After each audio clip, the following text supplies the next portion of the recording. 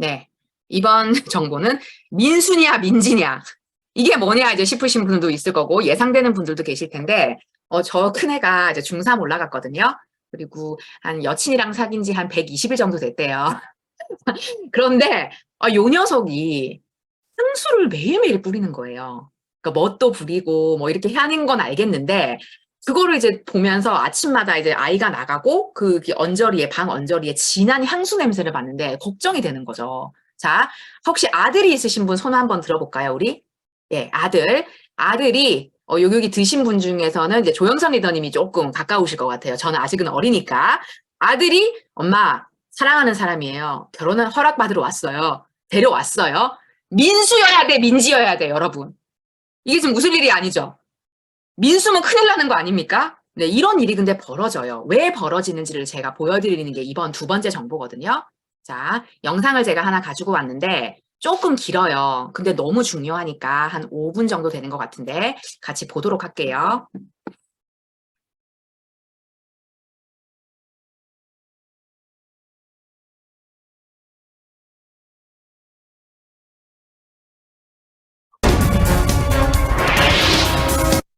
Factors in the hypospadia facility is kind of problem in the environment that is interfering with the male hormone production or male hormone utilization. 현재 세계에서 유방암 발생률이 가장 높은 미국 케이프 고드.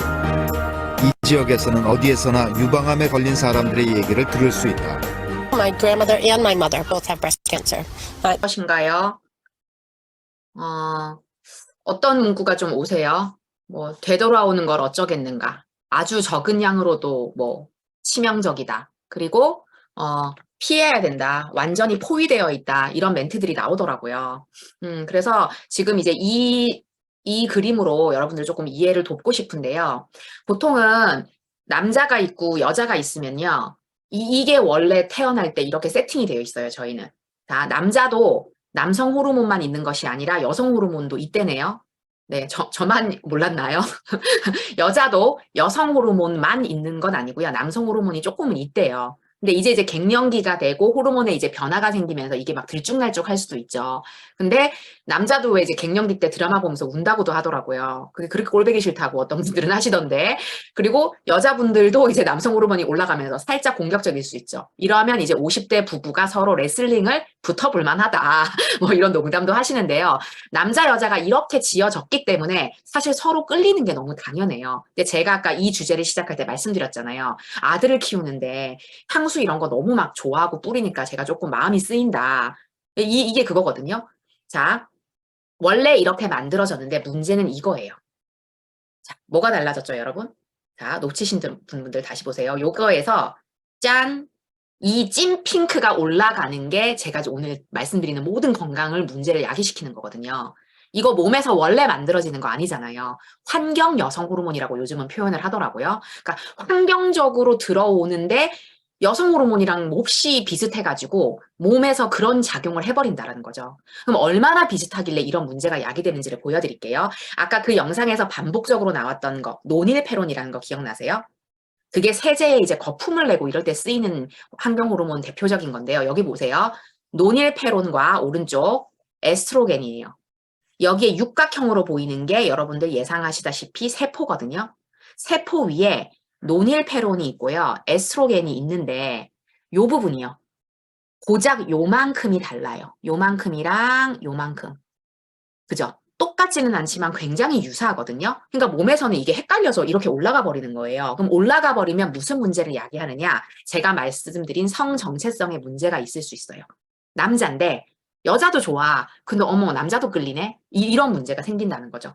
최근에 유아인 사태도 보셨지만 연예인들 중에도 사실 많잖아요. 그게 사실 상징적인 거라고 저는 생각하거든요. 우리 사회 전반에도 이게 많이 퍼져 있다는 거고요. 그리고 예전에 그 조정석이라는 배우가 나와서 굉장히 인기가 많았던 드라마 중에 그 조정석이 유방암 걸려가지고 막 에피소드가 나온 드라마가 있었어요. 남자도 이제 크기는 다소 작지만 유방이 있잖아요. 그래서 유방암이 걸리는 남자들이 있다라는 거죠. 갑상선암이 걸리는 남자분들은 어렵지 않게 사실 볼 수가 있어요. 그러면 남자만 문제냐? 아니요. 여자는 사실 더 큰 문제예요. 자, 여기에 여성 호르몬이 아닌 환경 여성 호르몬이 들어와 버리면요. 여자 꼬맹이 같은 경우는요. 성조숙증에 노출이 돼요. 자, 제가 푸에르토리코라는 나라를 이거 아니고서야 기억을 못할 나라인데 잘 몰랐는데 푸에르토리코라는 나라에서 2세, 3세 그 조그만 여자애들이 몽오리가 생기고 생리를 하는 그 말도 안 되는 일이 벌어진 거예요. 그래서 조사를 했대요. 이게 무슨 일이냐? 왜 아이들이 이러냐? 그랬더니 이 푸에르토리코라는 나라가 자체적으로 그러니까 국내에서 분유 생산이 안 되는 나라래요. 그래서 분유를 전량을 수입해서 먹인다고 하더라고요. 근데 이때 그 분유통에 있던 비스페놀 A라는 환경 여성 호르몬이 너무나 과다하게 이 분유에 들어가서 이거를 먹은 아이들이 그렇게 3살짜리가 막 생리를 하고 이런 일이 벌어졌다라고 하더라고요. 너무 무섭죠. 그리고 성인 같은 경우는 그럼 무슨 일이 생기냐? 유방, 갑상선, 자궁암. 저희가 이거를 호르몬암이라고 하잖아요. 여성 호르몬 우세가 되면서 이런 암들이 올라가죠. 예전에 강의 때 그런 얘기 들었었거든요. 한 20년 전에, 25년 전에 갑상선 암 걸리면 보험료가 원체 많이 나와갖고 인테리어를 한번 할 수 있었대요. 집 인테리어를. 그러니까 몇 천만 원이 나왔다는 거잖아요. 근데 요즘은 갑상선 암 걸리면 어때요? 끼케야 200만 원이에요. 그거 주고 그냥 끝이거든요. 그래서 이런 것들이 굉장히 많이 올라가고 있다라는 거고요. 그리고 극심한 생리통 등의 자궁 문제라고 제가 적었는데요. 제가 아는 지인이 1년에 한두 번 거의 졸도해버릴 만큼 심한 생리통을 앓는 분이 계세요. 근데 이분이 왜 그런가 하고 봤더니 시댁이요, 마트를 하시는 거예요. 그래서 통조림, 그 다음에 레토르트 음식, 그리고 생수 이런 거를 공짜로 계속 받아 먹는 거예요. 그래서 학창 시절부터도 약간 심했지만 점점 심해져서 지금 아이도 있고 저랑 나이가 같거든요. 그런데도 1년에 한두 번은 그렇게 쓰러지신다는 얘기를 들었어요. 그런데 어느 날 이제 전화가 오셔가지고 암 회복하는데 좋은 게 뭐가 있냐고 물어보시더라고요. 제가 그분한테 사실 3, 4년 전에 나중에 말씀드릴 이 정수기를 꼭 알려드리려고 계속 여러 번 약속을 잡으려고 했다가 불발이 된 케이스거든요. 그런데 한 3년 만에 갑상선암 걸려갖고 전화가 오셨더라고요. 그러니까 이게 노출이 이미 돼서 내가 너무 일상적이지 않은 심한 생리통에 시달리고 있다. 그냥 간과할 문제가 아니에요. 이 다음 단계가 이런 여성 호르몬 암으로 간다라는 거거든요. 그래서 주변에 이렇게 생리통 심한 분이 있으면 진짜 좀 적극적으로 알려주셔야 될 것 같아요. 그래서 뭐 이렇게 검색해 보시면 끝도 없이 나오지만요. 여기 한번 정리해 보면 환경 여성 호르몬은 사람에게 여성 호르몬과 유사한 작용을 하여 유방 섬유 낭종을 크게 하고 월경정 증후군, 자궁근종, 폐경기 증상 등 여성 호르몬 우세로 인한 각종 질병을 일으킨다라고 정리가 다 돼 있죠. 그래서 근데 되게 생각하는 것보다 광범위해요. 이 환경 여성 호르몬이요. 살충제 제초제에도 들어간대요. 가축 성장 촉진시키고 몸무게 늘리는 데도 쓰인대요. 그리고 이거를 뿌렸다면 이거를 먹고 자란 농산물에도 들어가겠네요. 그리고 쇠고기, 돼지고기, 닭고기 좀 짜증나죠, 여러분? 뭘 먹으라는 거야, 그죠? 플라스틱 제품, 주방세제, 세탁비누, 뭐 샴푸, 린스, 화장품, 통조림 이런 가공식품에 대부분 들어갈 수밖에 없는 구조라는 거죠. 그래서 제가 한번 정리를 해드릴게요. 환경 여성 호르몬이 유입되는 경로는 크게 이렇게 나눌 수 있어요. 자, 첫 번째, 여성 호르몬과 비슷한 게 아니고요. 여성 호르몬 자체가 들어가 버리는 경우가 있어요. 이게 육류 종류거든요. 자, 제가 한번 질문을 드려볼게요. 우리 다 아는 분들이어가지고. 자, 강혜경 리더님, 손 한번 흔들어 주세요. 리더님, 소고기가 먹고 싶어요. 맛있는 소고기. 저기 숫소 돼지갈비 아시는 데 있어요? 맛집 중에. 손으로 표시해 주셔도 돼요. 숫소 돼지갈비 잘하는데 있다 없다? 없어요. 그러니까 입에도 여러분 안 붙지 않아요? 내가 잘하는데 저 숫소 돼지갈비 하는 데 있어. 입에 붙지를 않아. 왜냐면 저희가 들어본 적이 없거든요. 숫소는요, 유통이 그런 식으로 되지 않는데요. 왜냐? 남자랑 똑같다고 생각하시면 돼요. 여기 남성분이 들어와 있으면 기분이 좀 나쁘실 수도 있는데요. 육질이 질기고요. 냄새가 나기 때문에 이거를 키워갖고 고기 종류로 판다? 팔리지가 않는다는 거죠. 그러면 어떻게 해요? 예전에는 그렇게 했대요. 태어나자마자 바로 송아지 고기로 팔아버린대요. 그러면 그나마 조금 애기니까 야들야들하게 구워 먹으면 되는데 키워서는 돈이 안 되니까 어떻게 만들어 버렸냐면요. 제가 여기다 써볼게요. 하리수소를 만들어 버렸대요. 하리수소. 이게 느낌 오시나요? 자, 하리수가 이게 성형수술을 했다고 해서 아까 이렇게 우리끼리 거세를 했다고 해서 그분이 이렇게 털이 안 나고 근육이 발달이 안 되고 목소리가 가느다랗게 나지 않아요.